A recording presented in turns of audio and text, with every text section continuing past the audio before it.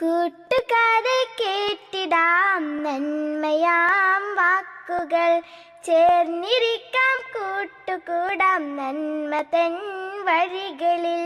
തേൻമൊഴികൾ കേട്ടിടാം നന്മകൾ പഠിച്ചിടാം. തേൻമൊഴി നന്മയുടെ വഴി. അസ്സലാമു അലൈക്കും വറഹ്മത്തുള്ളാഹി വബറകാതുഹു. ബിസ്മില്ലാ അൽഹംദുലില്ലാ. എന്തൊക്കെയാണ് കൂട്ടുകാരെ വിശേഷങ്ങൾ? ഇന്നത്തെ തേൻമൊഴിയിലൂടെ നമ്മൾ കേൾക്കാൻ പോകുന്നത് വളരെ പ്രധാനപ്പെട്ട ഒരു കാര്യമാണ്. അത് എന്താണെന്നറിയാമോ കൂട്ടുകാരെ?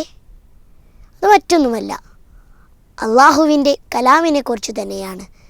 നമ്മളിൽ ആരെല്ലാമാണ് എപ്പോഴും ഖുർആൻ ഓതുന്നത്? എപ്പോഴും ഖുർആൻ ഓതുന്നവരാണെങ്കിൽ അൽഹംദുലില്ലാ. അല്ലെങ്കിൽ എപ്പോഴെങ്കിലും മാത്രമാണ് ഖുർആൻ ഓതുന്നവരെങ്കിൽ ആ അവസ്ഥ നമ്മൾ മാറ്റണം.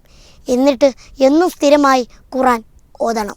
കാരണം ഖുർആൻ ഓതുന്നവരെ അള്ളാഹുവിന് ഭയങ്കര ഇഷ്ടമാണ്. മാത്രമല്ല എന്നും ഖുർആൻ ഓതുന്ന ആളുകളെ അള്ളാഹുവിൻ്റെ പ്രത്യേക ആളുകളാണെന്ന് കൂടി നമ്മുടെ നബി പഠിപ്പിച്ചിട്ടുണ്ട്. ഒന്ന് ആലോചിച്ച് നോക്കൂ നമ്മളെ ഖുർആനെ കുറിച്ച്. ഖുർആൻ ആരുടെ വാക്കുകളാണ്? അള്ളാഹുവിൻ്റെ വാക്കുകളാണല്ലോ ഏറ്റവും നല്ല വാക്കുകളെന്ന് നമ്മൾ എന്നും കേൾക്കാറുള്ളതല്ലേ. ഇനി ആരുടെയാണ് ഖുർആൻ ഭൂമിയിലെത്തിയത്? മലക്കുകളുടെ നേതാവായ ജിബ്രീൽ അലൈഹിസ്സലാമിനോട്. ആരിലേക്കാണ് അത് അവതരിപ്പിച്ചത്? മനുഷ്യരിൽ ഏറ്റവും ഉത്തമമായ മനുഷ്യനായ മുഹമ്മദ് മുസ്തഫ സല്ലല്ലാഹു അലൈഹി വസല്ലത്തിലേക്ക്. ഏത് നാട്ടിൽ വെച്ചാണ്? സ്ഥലങ്ങളിൽ ഏറ്റവും പുണ്യകരമായ സ്ഥലമായ മക്കയിൽ വെച്ച്. ഏത് മാസമാണ്? മാസങ്ങളിൽ ഏറ്റവും ഉത്തമമായ മാസമായ റമളാൻ മാസത്തിൽ. ഏത് ദിവസമാണ്? 1000 മാസത്തേക്കാൾ പുണ്യകരമായ ലൈലത്തുൽ ഖദറിൻ്റെ രാത്രിയിൽ. അതായത് ഏറ്റവും നല്ല വാക്കുകൾ മലക്കുകളുടെ നേതാവിലൂടെ മനുഷ്യരുടെ നേതാവിലേക്ക് പുണ്യമാസമായ റമളാനിലെ ലൈലത്തുൽ ഖദർ ദിവസം പുണ്യഭൂമിയായ മക്കയിൽ വച്ച് അവതരിക്കപ്പെട്ട ഗ്രന്ഥമാണ് നമ്മുടെ ഖുർആൻ. എന്ത് അത്ഭുതമല്ലേ കൂട്ടുകാരെ!